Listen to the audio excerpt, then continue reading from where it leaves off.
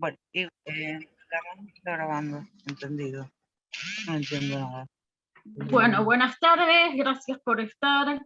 La doctora Subieta y yo estamos co-coordinando, codirigiendo el Instituto de Abogados del Niño del Colegio de Abogados de Moreno General Rodríguez.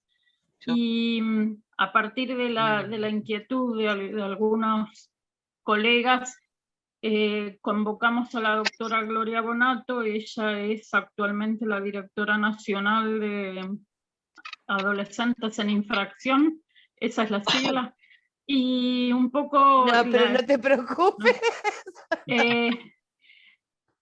Un poco la idea de esta actividad, y agradecerle a ella la generosidad de estar hoy con nosotros, era porque tenemos ahí como dos dilemas, ¿no?, en torno al ejercicio del abogado del niño en el fuero de responsabilidad penal juvenil. Un poco tiene que ver con el dilema de la punición en sí misma y de cómo buscarle alternativas a eso, y otro poco con el rol en sí mismo del abogado del niño en el fuero de la justicia penal juvenil. Entonces, cómo jugar, digamos, con estos dos dilemas y pensar alternativas y soluciones creativas, y bueno, un poco también ponerlo en el marco jurídico nacional de la responsabilidad penal juvenil, y seguramente compartir ideas e inquietudes. Así que nuevamente agradecida, y te damos la palabra, Gloria. Buenas tardes a todos y a todas. No, por favor, muchas gracias a ustedes por permitirme compartir algunas ideas, ¿no? A ver, yo con el tema del abogado del niño y el sistema penal juvenil, quisiera, si ustedes están de acuerdo, hacer un pequeño y rápido paneo por lo que la ley de fondo en cuanto al sistema penal juvenil establece, porque me parece que eso nos puede dar alguna pista, más allá de determinadas ideas creativas, obviamente, alguna pista de por dónde debemos empezar. No nos olvidemos que la 2278, la ley que regula la materia, genera y tiene un doble juego entre lo que es la pura causa penal y lo que ello conlleva y los momentos procesales de cualquier causa penal, y también en un intento en su momento de generar un sistema diferenciado para adolescentes, establece, como ustedes saben, dos líneas. Una, la línea de la no punibilidad, y por otro lado, los punibles. Yo quiero detenerme un segundo en lo que es el no punible y después pasar al plano de los punibles y lo que la ley en ese sentido establece. Discúlpenme, somos todos colegas, seguramente voy a ser reiterativa, y además, si alguno de ustedes quiere interrumpirme, vamos, no hay problema, levanta la mano y vamos haciendo un diálogo de esto. Pero decía, quiero detenerme en el tema de los no punibles, porque al propio juez penal la ley le da la facultad de, una vez comprobado la verisimilitud del hecho, aplicar algún tipo de medida de seguridad, de medida cautelar, a ese joven que, por imperio de la propia ley, decidió el legislador la no prosecución de una causa penal. Pero de todas formas, si ocurre lo que yo doy en llamar esa cláusula gatillo, que la propia 22278 establece tanto para punibles como para no punibles, que es que entiende el juzgador que hay circunstancias del viejo peligro moral o material, pero no nos olvidemos el año de sanción de la 22278, puede disponer una medida cautelar, una medida de seguridad, lo que se llamaba en su momento medida tutelar. ¿Por qué yo digo esta cláusula gatillo? Porque esta cláusula, esta posibilidad que la propia ley le otorga al juzgador, genera una restricción en la autoridad de los padres. Por eso permite que el juzgador, más allá del tipo de causa penal que haya cometido el joven, aplique una medida de seguridad. En cuanto a los no punibles. En cuanto a los punibles también, en el marco de lo que en algunas legislaciones se da en llamar la prisión preventiva, o las reglas de conducta durante el procesamiento, después de procesado el joven, que puede ir de una regla de conducta simple hasta la privación de libertad. Pero siempre basado no tanto en el tipo de hecho cometido, sino más bien en esta cuestión que lo faculta al juzgador a aplicar estas medidas de seguridad o medidas cautelares. Pasado, yendo ya al plano de los punibles, también la ley establece que existe un sistema doble a los fines de la aplicación o no aplicación de una condena, que es, establece la ley que no se podrá aplicar condena hasta después de los 18 años de edad cumplidos, pero sí previamente se declara la responsabilidad penal, que esto tiene que ver puramente con lo que es el defensor técnico en cuanto a la causa penal. Después de esto, también la 2278 establece, y sus modificatorias, ¿no?, que habrá un año de tratamiento y evaluado ese tratamiento que se lleva adelante, el juzgador decidirá si absuelve o si aplica una pena. ¿Por qué hice este relato? Porque tanto en lo que son las medidas previas a la aplicación, a la declaración de responsabilidad penal, como cuanto a este año, que a veces se cumple, a veces no se cumple, y ahora les explico qué facultad también tiene el juzgador en este sentido, es fundamental la visión del abogado del niño a los fines de abogar justamente para que, siguiendo los criterios internacionales que todos conocemos, la privación de libertad sea el último recurso, no olvidar que son personas menores de edad y más allá del proceso en que se encuentre, que en este caso sería un proceso penal, tienen el plus de protección que tanto la Convención sobre los Derechos del Niño cuanto la misma 26061 le otorga a todo niño, niña y adolescente. Pero no podemos, y además que deben tenerse en cuenta también a los fines de la evaluación principios básicos del propio derecho penal, como es la proporcionalidad. Y ahí quisiera entrar en algún ejemplo.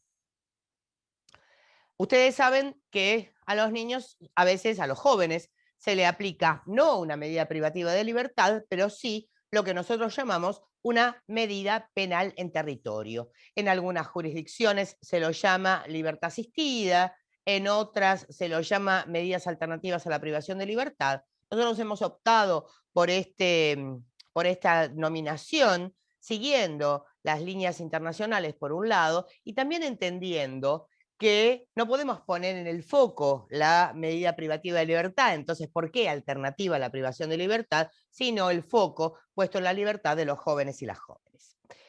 Entonces decía, en muchos casos, o bien como medida cautelar, o bien ya, dependiendo de la jurisdicción y su propio código procesal, como medida posterior a la declaración de responsabilidad penal, el juzgador decide determinada aplicación de esta regla de conducta, libertad asistida y o medida penal en territorio.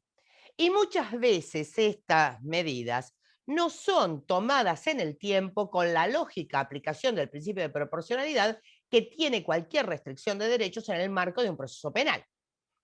¿Estuvo claro esto? Ejemplo, en algunas jurisdicciones nosotros vemos que han durado 3, 4, 5 años la aplicación de una medida penal en territorio, esta regla de conducta podríamos decirle, y que esto no se cierra, lo que genera que el sujeto siga aún tomado por la justicia penal y, sin embargo, esto no tiene ninguna correlación con el hecho cometido, cuando en algunos casos esta medida ha superado el total de la condena que le hubiera correspondido por el hecho cometido. Entonces, digo, ahí tenemos otra de las cuestiones en las cuales entiendo la importancia de llevar adelante la especialización que la propia 2661 establece en el abogado del niño y las características que este mismo debe tener. Para hacer así como una cuestión, ahora permítanme ir a alguna anécdota, ¿no? Cuanto más vieja, más me pongo a contar anécdotas del ejercicio de la profesión. Claro, yo empecé a defender chicos con causa penal cuando no existía la Convención sobre los Derechos del Niño, así que está bien que empecé joven, pero se entiende que también tengo mis años, porque si no existía siquiera la Convención, y teníamos en la Justicia Nacional procedimiento escrito, en donde recuerdo perfectamente que, y esto se ha superado por suerte, pero sigue un tufillo en este sentido, y van a ver por qué les digo esto. Cuando estábamos en procedimiento escrito, había una secretaría tutelar, donde el abogado designado, la defensa técnica designada para una persona menor de edad que cometía un delito, jamás pasaba por ahí, siempre iba a la Secretaría Penal, porque de hecho nadie le permitía ingresar directamente. Cuando viene la reforma del Código Procesal en la Justicia Nacional, había un articulito precioso que decía que el abogado de confianza podía pedir, en realidad no el abogado de confianza, sino que se podía rever, revocar, revisar la medida tutelar aplicada. Eso decía. Entonces yo entro a la Secretaría Tutelar de un juzgado y pregunto, ¿no? ¿Cómo van a tomar el artículo del código? Porque como no nos permitían ver a los abogados en ese momento cómo se había llegado a la aplicación de determinada medida, ya sea privativa de libertad o no, dije, ¿cómo? Entonces, la pregunta lógica es, me la tienen que mostrar para ver si la puedo apelar o si puedo aplicar algún tipo de recurso. Por eso fui a preguntar a la Secretaría Tutelar cuál era el criterio que se iba a tomar ante la reforma del código. Entonces el secretario tutelar, que era un señor de pocas pulgas, me dijo, acá el código no. Lo que yo naturalmente le pregunté, perdón, disculpe, me equivoqué, y me metí en la verdulería en vez de la secretaría de un juzgado. Este era el marco de discrecionalidad en el cual, que ha mejorado sin lugar a dudas, en el cual se manejaban, se aplicaban cualquier tipo de medidas a los y las adolescentes. Pero yo les digo que en algún punto esto no terminó de cambiarse, teniendo en cuenta algunas cuestiones que tienen que ver, y no estoy hablando de Moreno, digo, lo pienso a nivel país, en donde todavía, o bien, los equipos de las oficinas de niñez y de esto que estamos trabajando nosotros en consumo con cada una de las jurisdicciones del país, no están lo suficientemente empoderados para proponer al juzgador determinadas medidas, o bien que la figura efectivamente del abogado del niño no ha sido lo suficientemente fuerte como para poder abogar en todas estas medidas que le van aplicando o le aplicarán a cada uno de los niños, de los adolescentes, proponiendo inclusive sistemas diferenciados. Ejemplo de ello podría ser hoy por hoy, básicamente, todo lo que tiene que ver con los procesos de justicia restaurativa. Sabemos el daño, sabemos lo que implica para un adolescente entrar dentro del sistema penal y la poca eficacia que en general ha tenido el mismo. Entonces también nosotros vemos que es necesario, es prudente que el abogado del niño le proponga, dependiendo cada código procesal, por supuesto, o bien al fiscal, porque depende cómo esté instalado dentro del código procesal de cada una de las jurisdicciones, si existe remisión, principio de oportunidad, mediación penal, ¿no? Entonces, proponer este tipo de medidas, no solo para evitar que el proceso continúe, sino también para evaluar efectivamente la aplicación o no de pena después de la declaración de responsabilidad penal.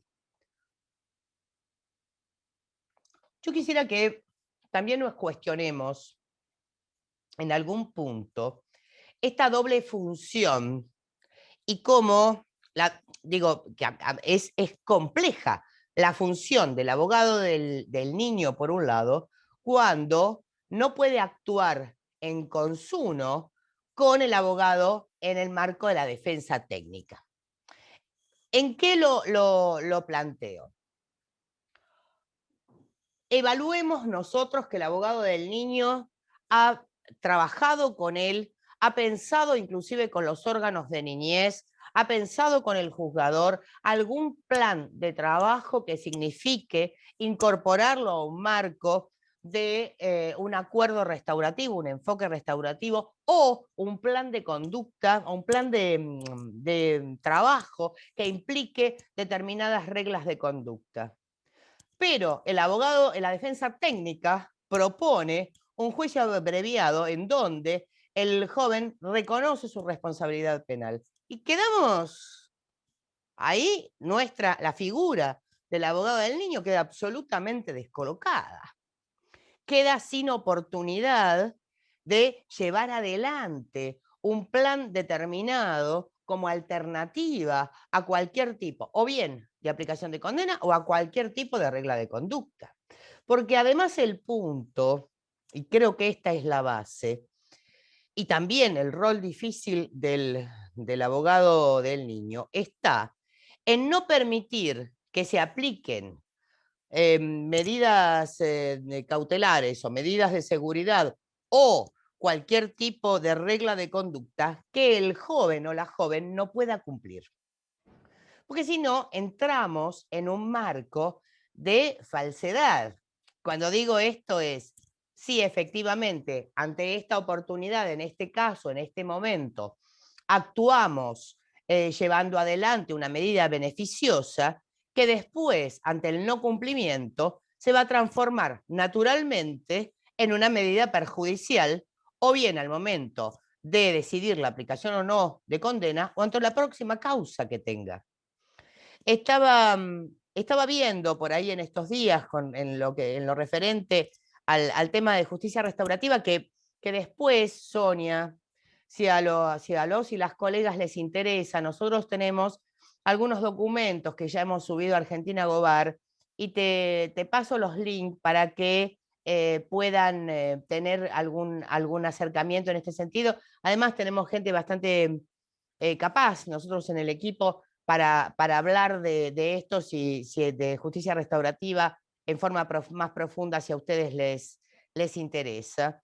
Pero estaba viendo que en algunas jurisdicciones, por ejemplo, en algunos dispositivos de justicia restaurativa, se usa esta a los fines efectivamente de la forma anticipada de finalización del proceso, pero ¿cuándo? Cuando se llamó al proceso de justicia restaurativa, que tiene sus pasos, tiene sus momentos. Estamos hablando de un acercamiento con la víctima, a veces con la comunidad, a veces con lo que se llaman los círculos restaurativos de otros involucrados. Y entonces estas jurisdicciones, al propio momento de aplicar la justicia restaurativa, lo que hace es cerrar el proceso, pero no ante el cumplimiento de las reglas de conducta que pudieran surgir del propio proceso de justicia restaurativa, en donde en el acuerdo víctima-victimario se llegan a estos consensos. Y entonces, si el joven por alguna razón no puede llevar adelante este acuerdo, lo que pasa es que no va a tener posibilidad de entrar nuevamente en el sistema de justicia restaurativa ante la nueva comisión de un delito. Quiere decir garantizado el fracaso de todo el sistema.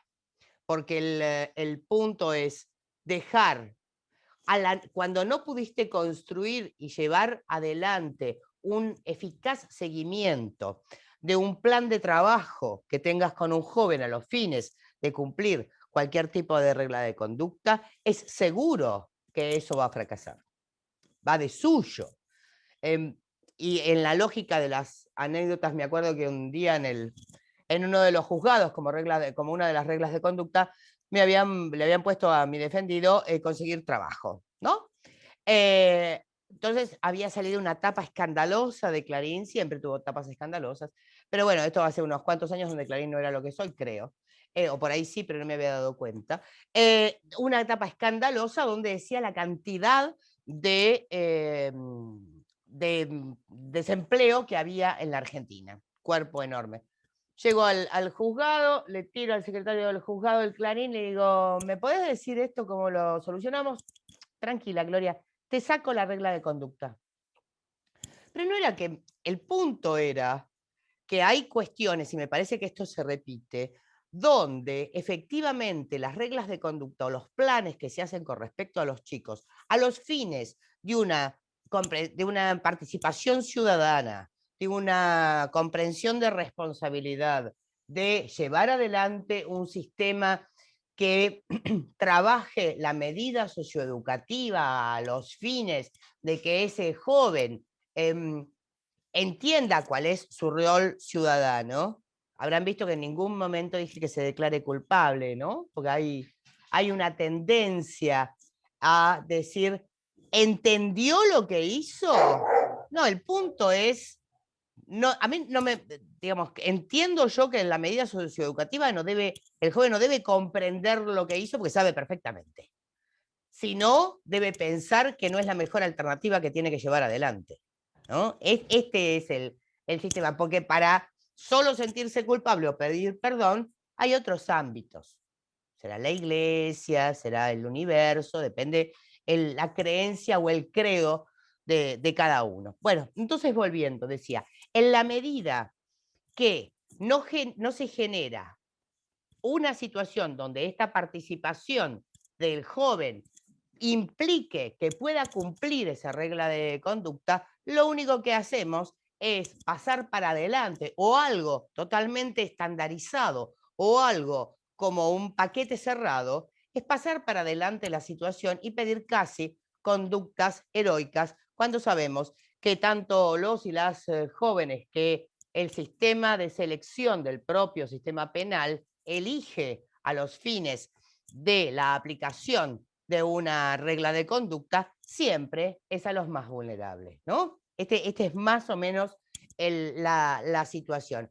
Ahora, yo les digo y les pregunto en un punto, ¿qué es lo que me molesta soberanamente de hacer estas charlas por Zoom? Porque si estuviéramos sentados y sentadas todas juntas ya les hubieran preguntado 14 millones de cosas, pero por ahí podemos hacer algún intercambio. ¿Puede el abogado del niño efectivamente actuar de consuno con la defensa técnica? ¿Puede el abogado del niño articular seriamente con aquellos encargados de la generación o aplicación de medidas? ¿Puede, y acá yo digo, y debe, el abogado del niño abogar por la reducción del tiempo de condena? ¿Puede además verificar o coadyuvar a que la privación de libertad sea por el menor tiempo posible?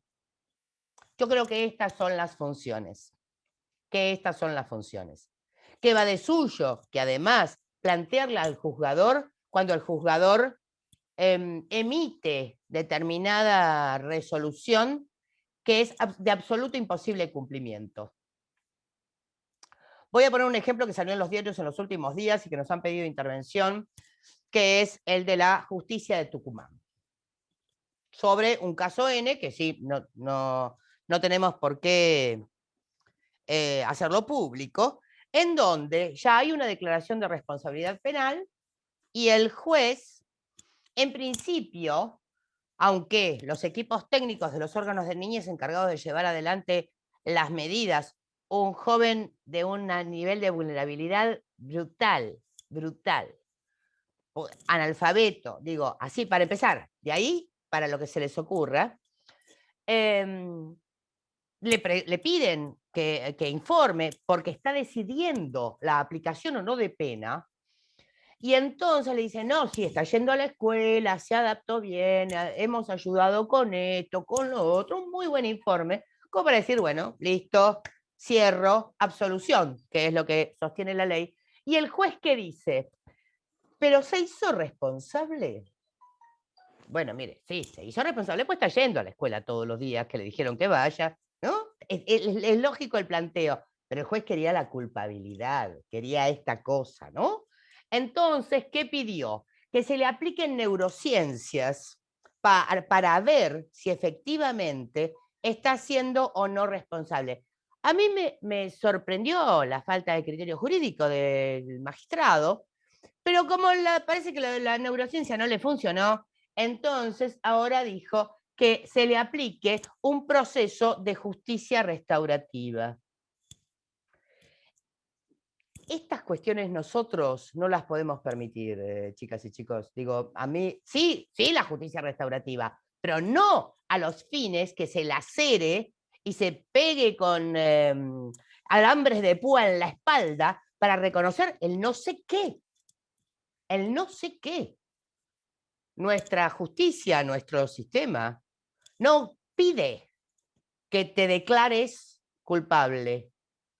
La Convención sobre los Derechos del Niño, nuestra legislación y las declaraciones y convenciones internacionales lo que piden es un fuerte compromiso estatal a los fines de generar y de acompañar procesos para que existan ciudadanos socialmente activos. Y esta es la obligación también de nosotros como abogados del niño en el marco de un proceso penal. Este es el punto. No podemos permitir que un joven firme un juicio abreviado con una pena que supere los 10 años de prisión. Digo, ¿qué estamos poniendo ahí? ¿Qué hizo el defensor técnico en ese caso? Porque hay muchas jurisdicciones que, como ustedes saben, lamentablemente, no tiene lo que sí tiene Moreno en cuanto a este sorteo y a las que me estaban contando las compañeras más temprano, cómo suenan los celulares, es maravilloso. Esta cosa de la pandemia fue mortal.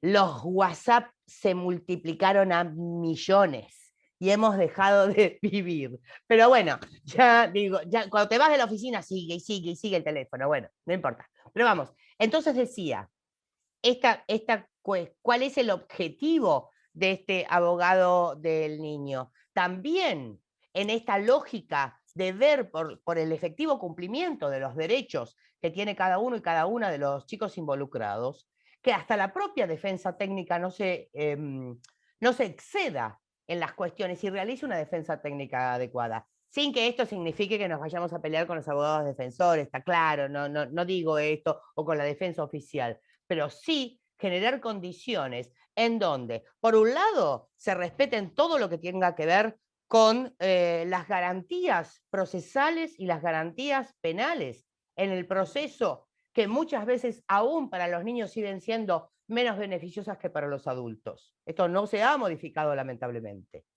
Y cuando lo quieren modificar, quieren solamente bajar la edad de punibilidad, ¿no? Los sistemas que buscan las garantías hacia los niños lo que pretenden es solo bajar la edad de punibilidad y no, dentro de un proceso respetuoso de garantías, establecer el plus de protección que la propia Convención sobre los Derechos del Niño establece para cada uno de los chicos y las chicas de nuestro país. Entonces, digo, tenemos que, por un lado, ver que efectivamente las garantías procesales se hayan cumplido. Y además de ello, que todo lo que tenga que ver con los derechos del niño consagrados tanto en la Convención como en la Ley 26061 se puedan llevar adelante y no sean afectados por el propio cumplimiento de cualquiera de las medidas. Un ejemplo tonto más, y ya con esto termino para escucharlos a ustedes. Hace muchos años, si lo buscan, por ahí está en una publicación que hizo UNICEF. Nosotros con uno de mis colegas nos habíamos presentado como abogados, como defensa técnica en un caso de una no punible. Por supuesto no los rechazaron. Iba así de una, te la rechazo. Y nosotros sosteníamos, por suerte la Cámara en ese momento nos dio la razón, que la aplicación de cualquier tipo de medida en el marco del proceso penal era una restricción de derechos. Y si había una restricción de derechos, por ende, debía existir una defensa técnica. Inclusive para aquel que no se le llevaba adelante un proceso, como es en el caso de los no punibles, pero que seguía atado de alguna forma al sistema penal. Me parece que esto hay que seguir profundizándolo. Y esta sí es la lógica del abogado del niño, que tiene que velar además porque cualquier medida que surja es una restricción de derechos que debe estar entonces adecuada a las garantías tanto procesales como constitucionales que velan los derechos de los niños, las niñas y los adolescentes. Bueno, por mí ahora sí los escucho y las escucho porque por ahí me gustaría tener algún tipo de intercambio. Sí, bueno, muy interesante. Yo me quedé con un montón de cosas en la cabeza, pero para no hegemonizar la palabra, les pregunto a las colegas si vi muchos gestos de ir siguiendo la charla, así que si alguien quiere arrancar. Hola, ¿qué tal? Mi nombre es Karina. Tuve la suerte de participar y estar en contacto con la doctora Mariana Palategui de Justicia Restaurativa de Lomas de Zamora, y mi conclusión con respecto a todo el proyecto que ella tiene y en donde también me fui especializando y metiendo con respecto a eso es que me da la sensación de que faltan más instituciones en donde uno pueda hacer ese pedido para que vayan encausadas las causas de los jóvenes, como más instituciones a nivel organizaciones que pueden decir, bueno, sí, yo quiero que entren en un proceso de justicia restaurativa. ¿A dónde lo mando, no? En Lomas tenemos eso y nos quedamos con Lomas nada más. Mi abogo y estoy como remando para que en Moreno se pueda empezar a implementar. He tenido como muchos charlas con defensores en donde el proyecto no avanza, pues están muy cerrados, ni siquiera saben lo que es la justicia restaurativa, a veces no le dan ni cabida. Entonces me parece que habría que otro camino y otra línea, aparte de hacer el apoyo con el abogado del niño, es apoyar todo lo que es institucional para que se pueda empezar a implementar, ¿no? Me parece que es como una pata que está faltando para decir, bueno, sé que hay esto, entonces voy por este camino. Sí, estoy totalmente de acuerdo con vos. De hecho, nosotros estamos llevando adelante muy embrionariamente el acompañamiento a algunas jurisdicciones para que generen dispositivos de justicia restaurativa dependientes del Poder Ejecutivo, ¿no? Estamos en esta línea porque nos parece interesante pensar que en un acuerdo, y en esto sí es fundamental, en un acuerdo con el Poder Judicial, y ahora voy a decir por qué es fundamental para mí, en un acuerdo con el Poder Judicial, los órganos de niñez puedan tener dispositivos de justicia restaurativa a estos fines justamente que vos decías, Karina, con una previsión más que importante, que es la siguiente. Y en esto voy a citar a Mari Beloff solamente porque lo dijo ella, entonces me resulta más, vieron que a nosotros nos gusta citar gente en vez de decir que es lo mismo que pensamos nosotros, pero la citamos. Y no usemos la justicia restaurativa para ampliar el sistema penal. Y lo que está pasando en algunas jurisdicciones es que a través de la justicia restaurativa nos entran todos los no punibles que no tendrían que entrar. Entonces, ojo con eso. O no punibles por edad, o no punibles por tipo de delito. Con esto yo creo que hay que ser duro en el sentido de tener cuidado, ¿no? No digo que no, ningún no punible, no estoy diciendo eso. Hay casos. No. Como que se desdibuja, que se termina desdibujando cuál sería la función. Sí. Con respecto hay casos de no punibles, sí. Karina, déjame terminar esto y te dejo, perdón. Sí. Hay casos de no punibles que es válido que entren quizás en la justicia restaurativa. Por ahí hay hechos graves que efectivamente estaría bien que entren dentro de los dispositivos de justicia restaurativa antes que tener la peor de las resoluciones dentro del sistema penal, ¿no? Está bien eso. Ahora, no alguien que cometió un daño, vamos, o que el que se robó un caramelo que tenía 15 años. No, no. Sí, Karina, me callo. No, yo también soy re charleta. No, que también en esto, en el precongreso que hicieron ustedes también desde el Senat, hablaron me interesó mucho, que dijiste los proyectos desde el Poder Ejecutivo, que ahí me parece que si desde el Poder Judicial no se está implementando, en Colombia lo están haciendo desde el órgano administrativo. Yo creo la que doctora es que la salida. habló... Yo creo que Exacto, la doctora, me parece que si hay como una reticencia en cuanto al Poder Judicial, que ya tenemos la experiencia previa que se está aplicando en otros países por medio del Poder Ejecutivo y los órganos administrativos. Me parece que es muy rico la experiencia que trajeron ellos y que contaron en el precongreso que ustedes organizaron. Sí, y quizá sí. ahí es donde habría que apuntar. Exactamente, yo creo que esa es la salida. Insisto, con el acuerdo con el Poder Judicial para no ampliar la cobertura del poder, de las causas penales. No, por eso nosotros habíamos pensado en algunas jurisdicciones que tienen bien separado este tema, más allá que yo estuve hablando el otro día, porque me llamó justamente por este tema el responsable del órgano, la parte penal del órgano de niñez, el licenciado Rodríguez, que está a cargo de la subsecretaría penal del órgano de niñez, y me dice, Gloria, ¿ustedes están haciendo esto? Le digo, sí, José, pero hay una cuestión, si ustedes me permiten, en la propia ley de Provincia de Buenos Aires que conspira contra esto. La propia ley de Provincia de Buenos Aires ha bajado en su ley procesal la edad a los 15. Esto ustedes lo saben, digo, ha ampliado en algún sentido el tema, entonces por eso me parece que hay que ser muy, muy cautos, pero estoy en la línea de que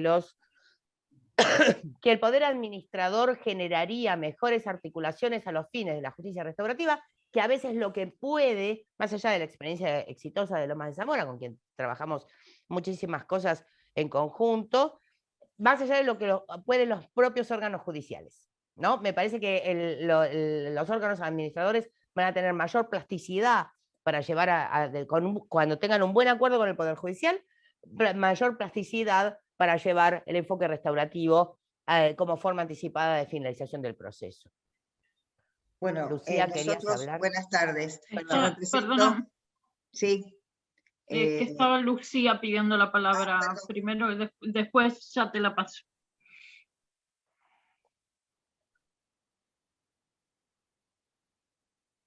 No te escuchamos, Lucía, estás silenciada. Ahora sí, ahora sí.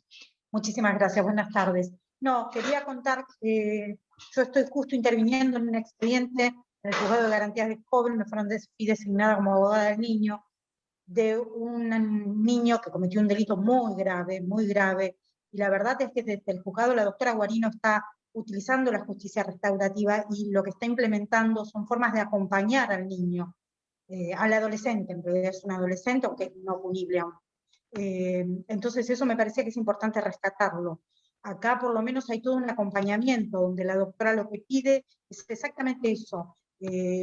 Como abogada del niño, bueno, estoy en contacta comunicación con el adolescente, con la escuela, con todos los requisitos que ha solicitado la doctora, exactamente porque es un niño que tiene una contención, además, dentro del ámbito paterno, más allá del delito por el cual está dentro de la justicia. Pero todo esto me parece que es muy, muy importante. Estaría bueno por ahí que nos contaras un poco más sobre el proyecto que hablaba la doctora Capra, sobre el proyecto de los organismos, del proyecto del Poder Ejecutivo.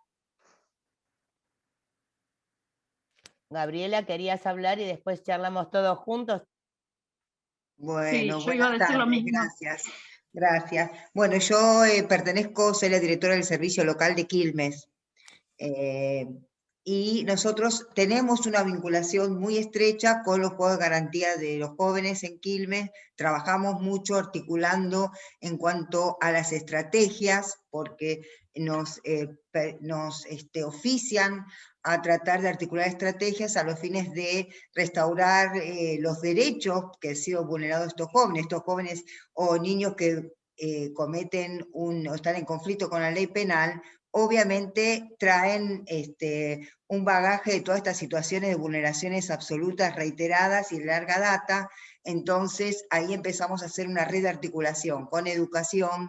La mayoría de chicos que tenemos, por ejemplo, que estamos trabajando, que están aún sin analfabetos, fuera del sistema educativo, articulamos con deporte, con salud, integral salud mental, y hacemos una red, y empezamos a hacer un seguimiento en conjunto principalmente con la doctora Alcosel, del Juzgado de Garantía de Quilmes, del joven, que realmente articula mucho a los fines de sacar a los chicos de esta maquinaria penal, que es una trituradora, que una vez que ingresan sabemos cómo terminan. Entonces, estamos haciendo un trabajo y tratando de establecer un dispositivo dentro del servicio local nuestro, que lo estamos armando, es muy incipiente, de armar un equipo que haga el seguimiento de estos jóvenes que están en conflicto con la ley penal.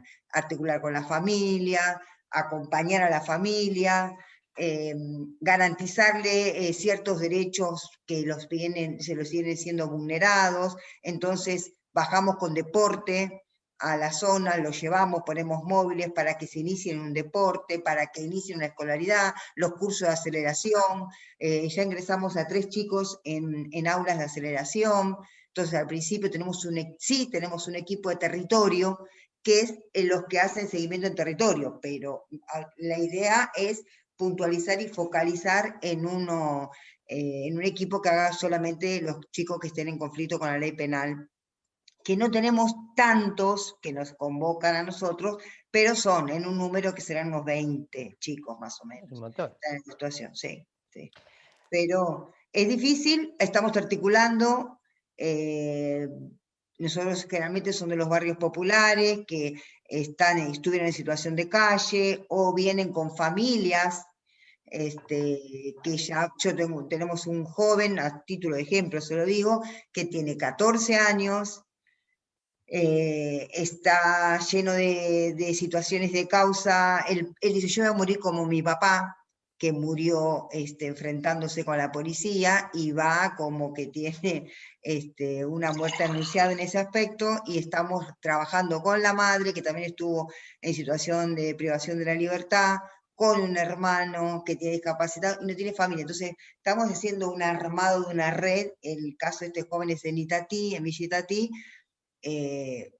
muy, muy así intensa, de hacer un seguimiento para ver si lo podemos lograr acomodar y sacar de esa maquinaria donde está metido, ¿no? Pero no es fácil armar estos dispositivos, pero es importante que sea desde el servicio local, y nosotros pedimos abogado del niño permanentemente. Hasta ahora nos están dando todos, no nos están negando los abogados del niño, por suerte en eso no tenemos problema. Yo voy por 2 vías, y un poco para completar lo que acaba de contar Gabriela, y otro para contarle a Lucía y al resto cómo nosotros hemos pensado estos dispositivos dependientes del poder administrador. Con respecto a Mirta Guarina, digo, nada, Mirta hace 35 años que viene pensando bien, así que no me cabe la menor duda que aplica todo esto. Es una de las luchadoras y pioneras en cuanto a los derechos del niño, cuando del otro lado teníamos, no quiero hacer nombres, pero no sé, a jueces como Catino, que era más conservador, por ejemplo. De esto solo se acuerdan los viejos que defendían chicos en provincia de Buenos Aires, ¿no? Yo sé, quiero tomar una cosa de Gabriela. Yo sé lo difícil, yo sé lo complicado, yo sé de qué chicos estamos hablando.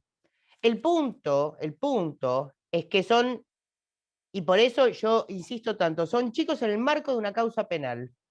Entonces, debemos tener un encuadre rígido, porque sé que tienen una serie de carencias que efectivamente, fuera del marco de la causa penal, el servicio de protección tiene que ayudarlos a que la solucionen.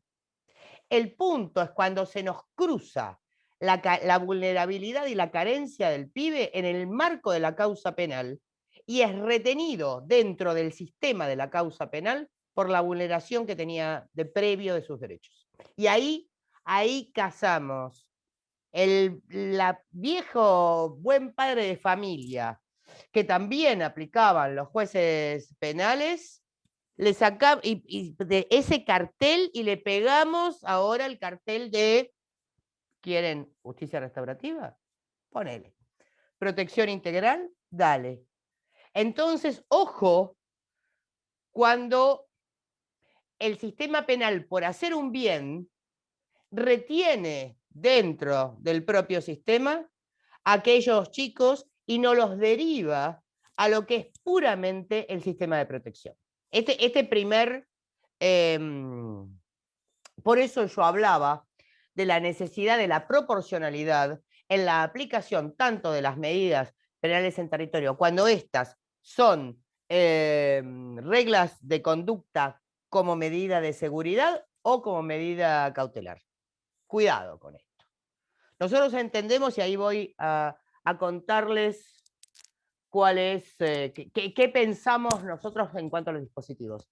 Que como máximo una medida de penal en territorio, una medida cautelar, no puede durar más de un año.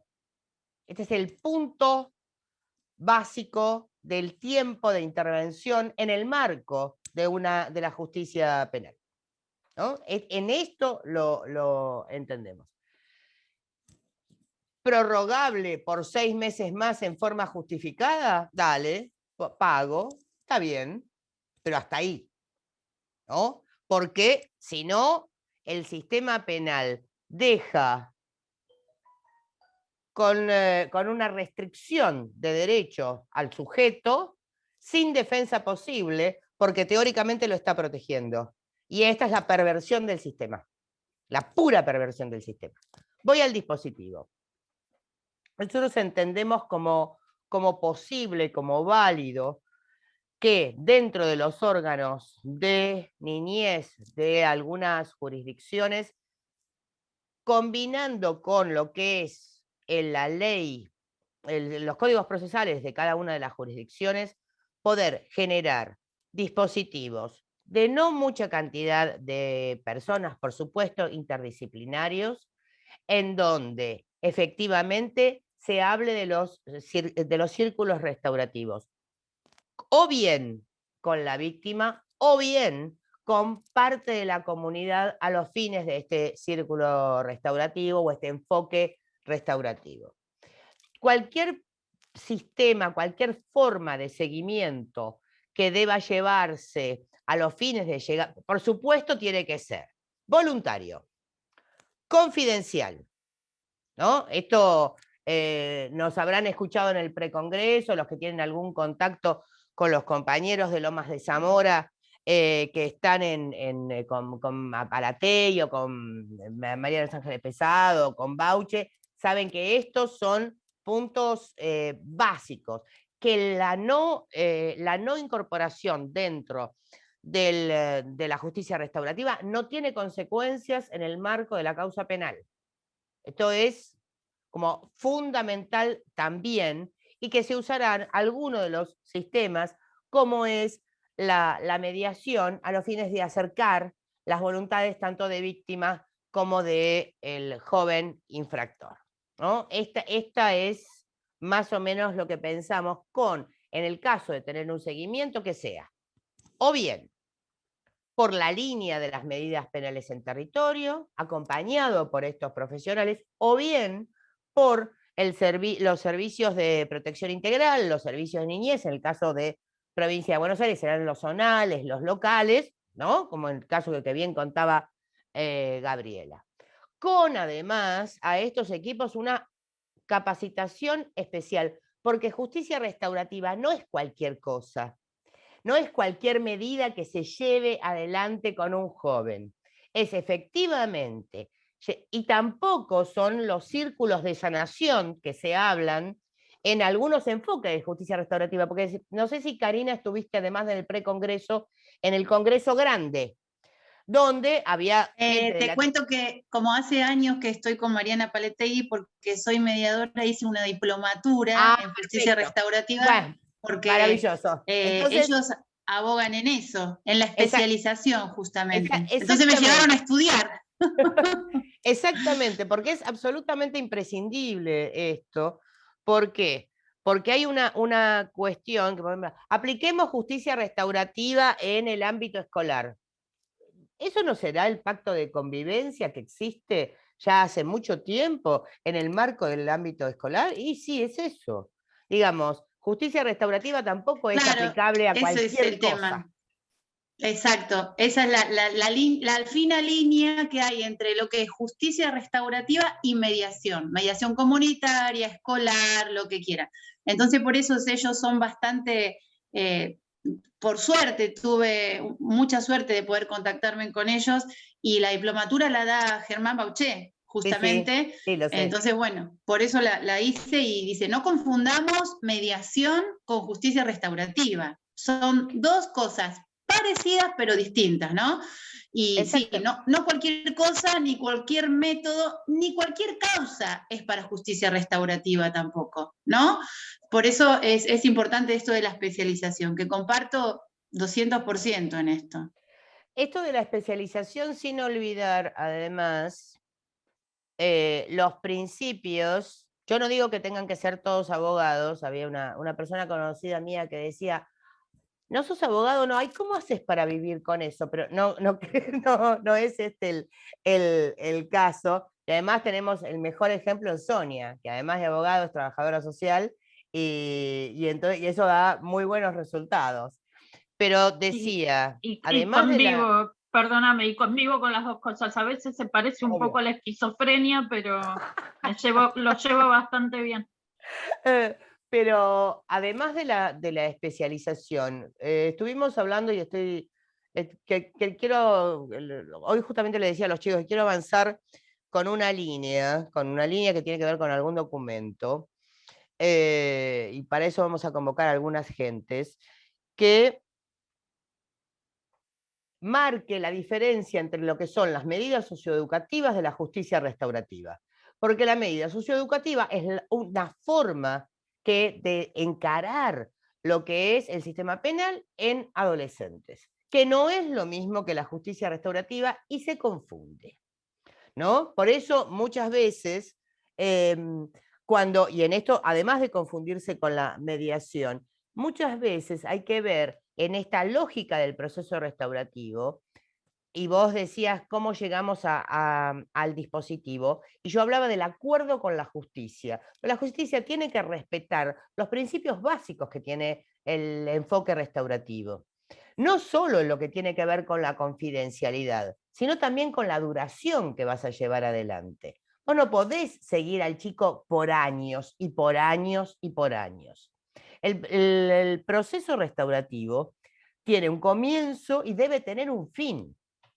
Debe tener un fin y no da, y es, al igual que nuestra propia profesión, un sistema de medios y no de resultados, ¿cierto? Tiene que estar todo generado para justamente que en ese medio hablar de este sujeto social activo, de ver el acuerdo entre la víctima y el joven, o entre la comunidad y el joven. Ahora, si estamos hablando de una... ¿Por qué? Porque si no lo confundimos, y ahí está el otro peligro, con los principios de responsabilización de los que sí habla las medidas socioeducativas. Porque si no es casi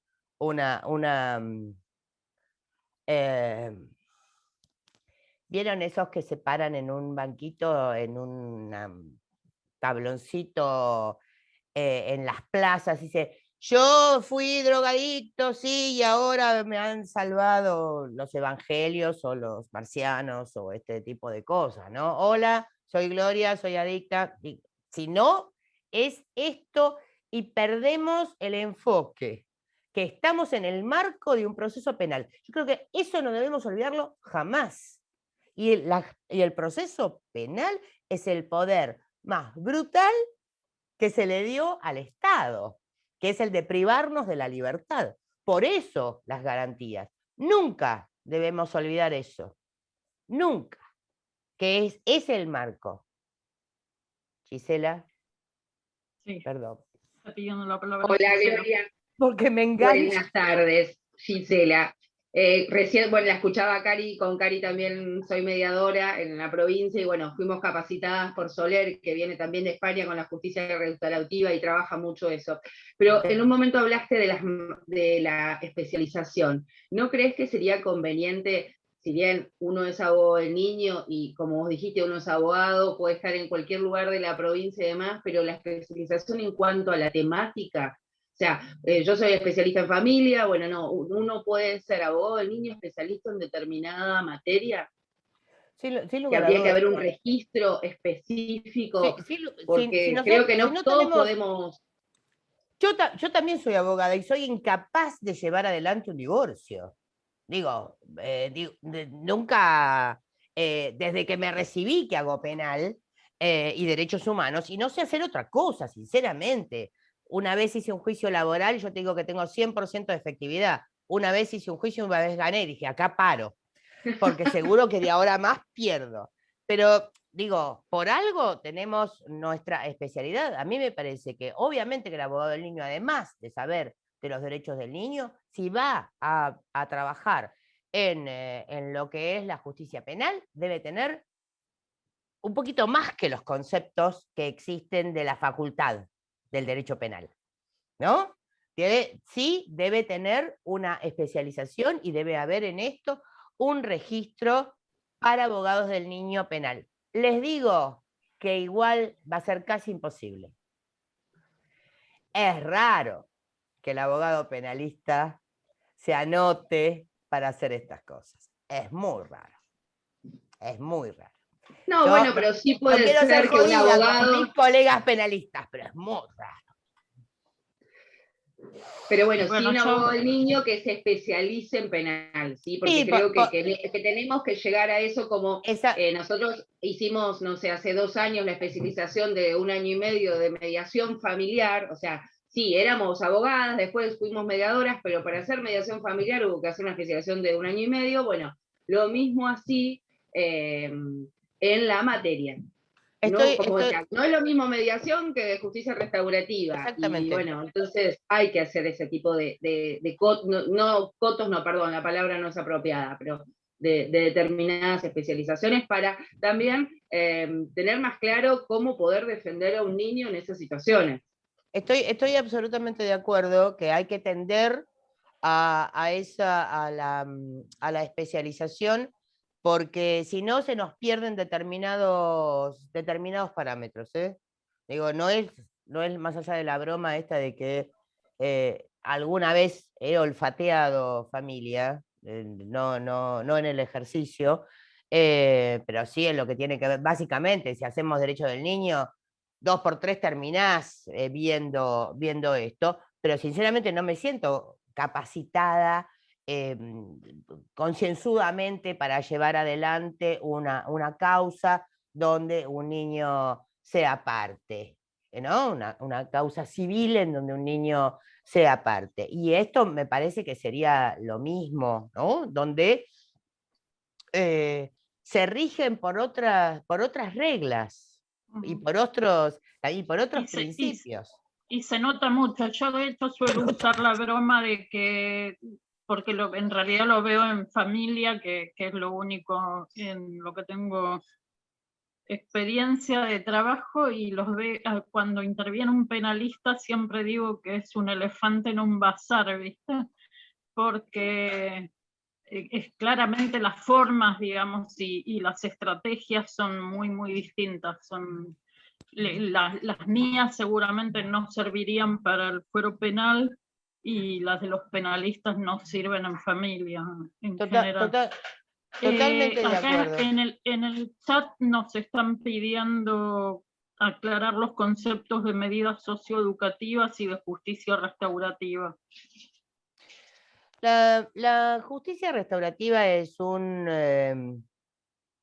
enfoque, es un sistema en donde se trabaja también, entre otras muchas cosas, este acuerdo entre la víctima, ya esta sea una víctima individual como una víctima colectiva, porque muchas veces la víctima no se presenta o no se la convoca, pero sí hay una comunidad. Los chicos de Loma siempre hablan del caso este del incendio en la escuela, y me parece que es bien claro como para traerlo, para explicar bien en el sentido a quién se convoca. Y era una escuela, y además de estar la escuela, estaban los bomberos, estaban las maestras, estaban algunos padres de otros chicos, ¿no? Y con esto se conformó efectivamente el círculo restaurativo. Y todas estas eran partes, eran víctimas también de este hecho cometido. Y todos tenían que ver, y el bombero tenía que explicarle y decir su parecer a este joven que había efectivamente incendiado la escuela, ¿no? Y cuál había sido su vivencia y por qué había pasado esto. Y también el joven tenía derecho a escuchar qué era lo que había producido y también él expresar lo que entendiera. La lógica de este enfoque restaurativo es que pensemos entre todos también una sociedad más justa, una sociedad con menos niveles de violencia, por decirlo de alguna forma, ¿no? Grande. La medida socioeducativa son el plan de trabajo que se lleva adelante para la ejecución de o bien una medida privativa de libertad o bien una medida que no sea privativa de libertad. Múltiples variantes en lo que es la medida socioeducativa. ¿Por qué? Porque la medida socioeducativa se contrapone básicamente a lo que es la seguridad pura, que es te encerré y punto. Una vez cada N tiempo ves a la trabajadora social y otra vez cada N tiempo ves a la psicóloga. Se trabaja en la medida socioeducativa conjuntamente con lo que es los criterios de seguridad dinámica. Vos decís, ¿qué son? Y depende. En algunos lugares tiene que ver, y en todos a mi gusto tiene que ver con priorizar todo lo que tiene que ver con la educación formal, las capacitaciones en empleos, el repensar la salida, en pensar una vida diferente en cuanto a esto que decía también Gabriela. Bueno, lo estamos acompañando. A ver, le hacemos el nexo con el colegio, con el club, lo llevamos a hacer un deporte.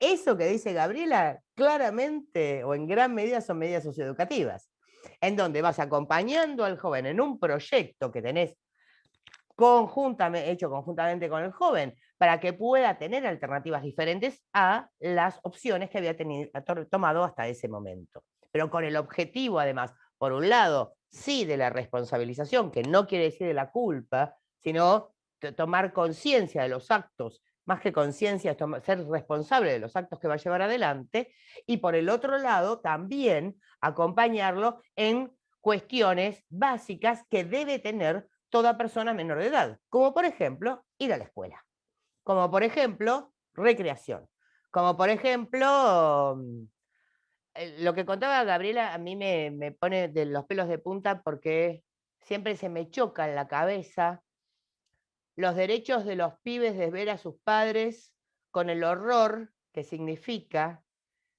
que los padres estén presos y entonces la cárcel sea el lugar de visita, ¿no? A mí eso me genera, les digo sinceramente, tengo ahí una tensión que no puedo resolver, ¿no? En esto porque la cárcel para los pibes, a diferencia de nosotros, que para la cárcel te asusta, inclusive hasta abogado, cuando vas por primera vez a ver un preso, En cambio, para los pibes es como ver a sus afectos. Y esto siempre me genera una tensión que la puedo resolver pensando en sistemas diferenciados, en un lugar distinto, que la cárcel no sea el lugar para que los chicos vean a sus padres, pero siempre me voy en teorías. Pero nada, entonces la diferencia entre este proceso restaurativo, que además, como decía, incluye a otras partes y la medida socioeducativa, es que una es parte del plan de trabajo que se lleva adelante en los dispositivos, tanto de privación como de no privación de libertad.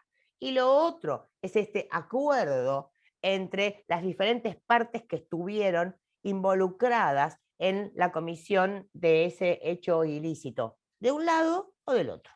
Digo, o del lado del victimario o del lado de la víctima.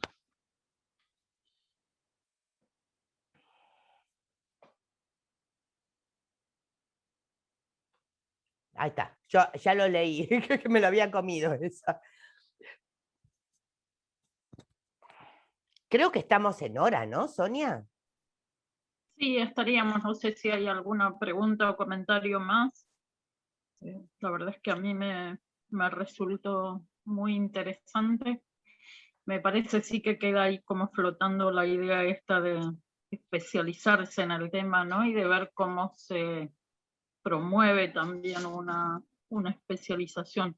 Yo pensaba en ese ejemplo que vos traías de una situación que ocurrió ahora, creo que decías que era de Tucumán, y que el juez, así medio como último recurso, ordena incorporarlo a algún programa de justicia restaurativa, pero al mismo tiempo también hay mucho para hacer en crear esas, o sea, yo le ordeno que vaya a un programa de justicia restaurativa y alguien lo tiene que haber puesto previamente en funcionamiento para que la posibilidad exista, ¿no? Bueno, me parece que ahí hay como mucho... Las compañeras mucho... de Tucumán pegaron el grito y nosotros al equipo que tenemos de justicia restaurativa hicimos, chicos, acompañen a la gente de Tucumán porque además de ellas están en una situación complicadísima. Decía, ¿qué hago? Leo justicia restaurativa y lo pongo, que le pongo un sello de justicia restaurativa al pibe. Digo, ¿te das cuenta? No existía aún ningún lugar y el hombre lo mandó a hacer justicia restaurativa. Estamos trabajando con ellas en forma particular, acompañándolas en paso a paso de cada uno del proceso. Hasta nos preguntaban cómo hago para citar a la víctima. Claro, era algo que no habían visto nunca. Yo lo traje porque me parece el hombre desde la neurociencia a la justicia restaurativa, no sé, pasado mañana se le ocurre que vayamos a Disney. No tengo la menor idea que otra cosa se le puede ocurrir a ese hombre. Pero estamos trabajando con esa gente y eso habla también a veces de la no comprensión por parte del Poder Judicial de algunas cuestiones, ¿no? Pero no, hoy he decidido no pegarle con demasiado ahínco al Poder Judicial necesariamente. Pero muchas veces es fácil desde un escritorio decir haga justicia restaurativa y no hay en dónde, no hay en cómo, y sin tomar efectivamente, y no bastardear lo que es un elemento, una forma, un encare diferente, que las chicas podrían haber dicho, sí, justicia restaurativa es ir a pintar los cordones de la vereda y ya está. Tuvieron la posibilidad de hablar con nosotros que los estamos acompañando en este proceso, pero no es así a tontas y a locas. Creo que hay una responsabilidad dentro del Poder Judicial también, no pedir cosas que no se pueden hacer. Más allá de que nosotros apoyemos, generar dispositivos y todo lo que quiera. ¿Dónde vivís? En un tupper. No, eso no le tenía que decir al señor juez. No, por suerte no me sancionaron nunca, de casualidad. Pero, claro, pues hay una responsabilidad en lo que es la institucionalización también por parte del Poder Judicial, cuando muchas veces le tira al Poder Administrador bombas y ellos dicen, ustedes la tienen que cumplir. Esto también creo que, no digo que pase en todos lados, en algunas jurisdicciones toman alguna actitud más cómoda, ¿no es cierto? Sí, claramente. Y otra Digo pregunta, eso, Sonia. rescatar que hay mucho para hacer, ¿no? ¿Quién estaba hablando? Digo que hay otra pregunta para que, digamos, no quede sin contestar. Es la diferencia, si la doctora Bonato nos puede decir la diferencia entre mediación y justicia restaurativa.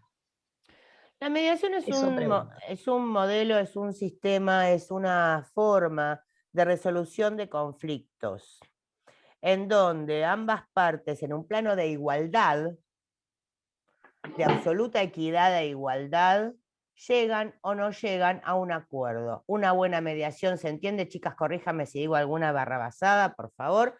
Una buena mediación se entiende donde ambas partes ceden algo.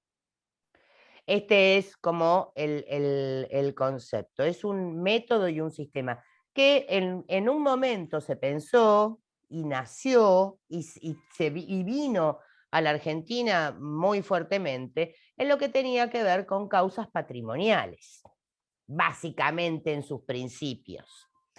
Y que tiene esta lógica de paridad que tienen justamente muchas veces las causas que no son penales. En cuanto a la mediación penal, hay por lo menos dos doctrinas, las que están de acuerdo y que dicen que sí, que se puede llevar adelante una buena mediación en el ámbito de la justicia penal, y quienes que dicen que rompe los principios, más allá que estén los códigos, muchos códigos procesales, que rompen los principios porque no hay una verdadera situación de paridad, de igualdad entre las partes para poder mediar. Ustedes saben positivamente que, por ejemplo, está prohibido o desaconsejado, prohibido en algunas jurisdicciones y desaconsejado en otras, porque no existe, no está escrito en muchos casos, en los códigos procesales, la mediación en los casos de violencia, porque no va a haber nunca una paridad entre el agresor y la víctima. ¿Por qué? Porque hay un sistema de sujeción por parte del agresor hacia la víctima. Bueno, esta es la mediación y tiene estos conceptos. La justicia restaurativa a veces usa la mediación como parte de llegar a estos... la mediación no. Usa las técnicas de la mediación para llegar a estos acuerdos, pero tiene otros objetivos y tiene otros fines, que no es la resolución del conflicto, porque en la justicia penal y entre víctima y victimario no va a existir nunca una resolución del conflicto. Puede existir, en realidad, sí, mecanismos donde la víctima se encuentre satisfecha por un lado, y no estoy hablando solamente de la reparación del daño causado, pero por el otro también aquella persona que infringió la ley vea las razones por las cuales y cuál fue el daño que le produjo a esa víctima por infringir la ley penal, ¿no? Entonces, estas serían la mediación. La mediación es una cosa que sirve a estos fines, básicamente a la resolución de conflictos, que no tiene que ver con la justicia restaurativa, que tiene otro tipo de finalidad más basada en esto que se conoce como llegar a sociedades más democráticas, más justas, con mayores niveles de paz, ¿no? Siempre se habla que la justicia restaurativa vino allá, toma los ejemplos de comunidades originarias, de pueblos indígenas como forma de llevar adelante la justicia en sus propios territorios. Toma las buenas, porque hay algunas donde la forma de llevar adelante la justicia en pueblos originarios es un poco más dura, pero toma las buenas formas de los pueblos originarios a los fines de aplicar algún sistema de justicia, pero más democrático y más adecuado y menos brutal. Más o menos así. Lo que es importante es no confundir, chicas, no pensar que la justicia restaurativa se aplica, como bien dijo Karina, se puede aplicar a todo y que soluciona todo. No es la dermicina, que te saca todos los problemas. No. A mí lo que resalto, así como que cuando uno lee o va a estos temas, es el nivel de reincidencia que hay cuando se aplica la justicia restaurativa. Entonces, por eso quería meter este pequeño, perdón si te piso en esto, Gloria, me parece que en los países donde se está usando y en los lugares donde ya se está aplicando, se puede observar que esta reincidencia en jóvenes con este sistema de trabajo es bajísima, o sea, no hay mucha reincidencia cuando podemos hacer que puedan responsabilizarse, y esto solamente se hace en el ver el impacto que causa en el otro el hecho que cometieron. Por eso es la diferencia con la mediación, ahí nadie cede ni nadie nada. Entonces, esto del nivel de reincidencia decimos, bueno, ¿para qué queremos aplicar esta justicia restaurativa? ¿No? ¿Por qué tanto luchar con esto? Porque es esto, es que no reincidan. Si estamos viendo que con otros métodos o medidas socioeducativas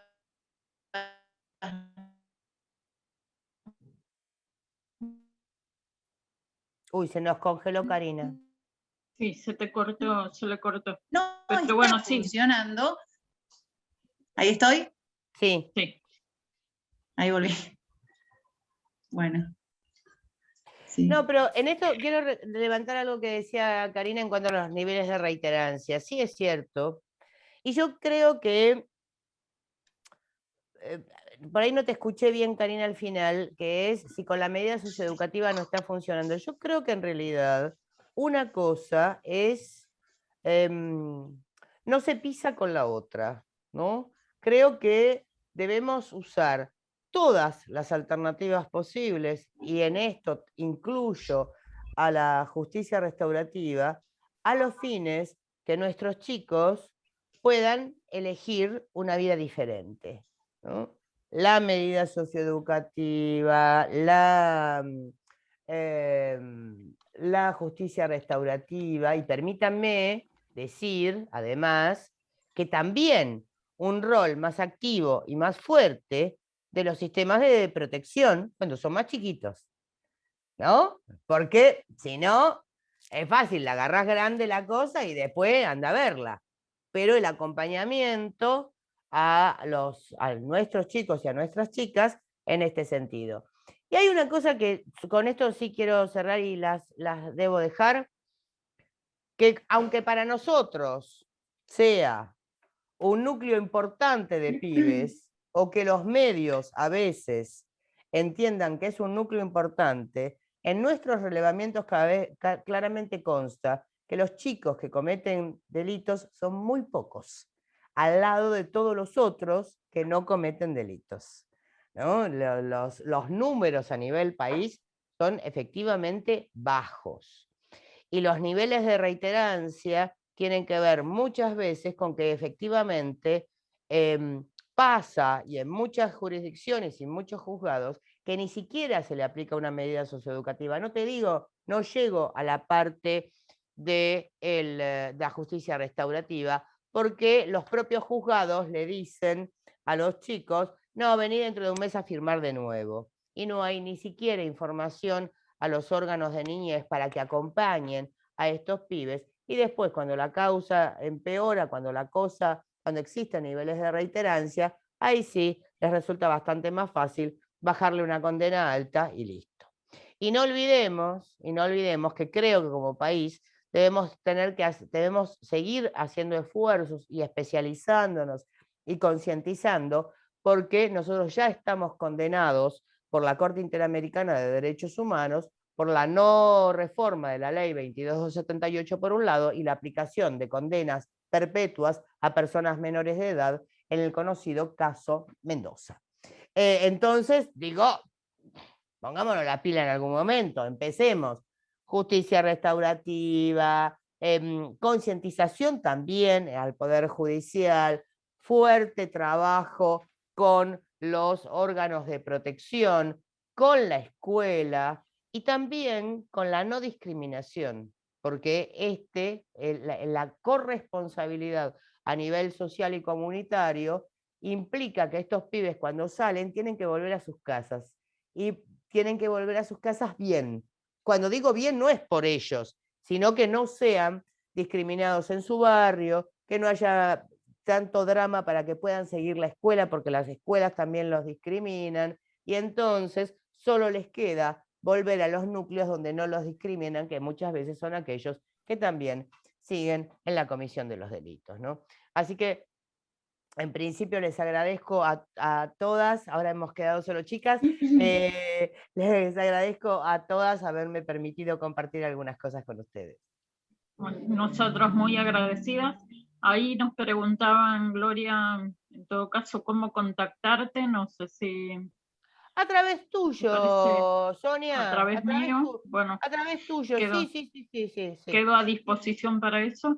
Sin Y problema. a quienes pertenecen al... Bueno, pasar un avisito, que es que el lunes que viene a las 5 de la tarde vamos a tener un diálogo similar al de hoy con Gloria, con el doctor Giacoia, que es juez de responsabilidad penal juvenil del departamento de Mercedes, y quienes son abogadas del niño se pueden quedar si les parece, porque ahora vamos a hacer un ratito de reunión del instituto. Gracias, Gloria. Bueno, yo quería agradecerle también a la doctora Bonato que nos haya dado esta charla tan linda, y eso, que la esperamos cuando quiera, que es bienvenida. Bueno, les agradezco muchísimo, y nada, fue un placer para mí compartir, y creo que podemos seguir charlando sobre estas cosas, porque además algunos temas son temas en construcción, y en esto nadie tiene la verdad, y tenemos que retroalimentarnos entre todos para seguir pensando y trabajando juntos. Así que muchas gracias a todas, y cuídense.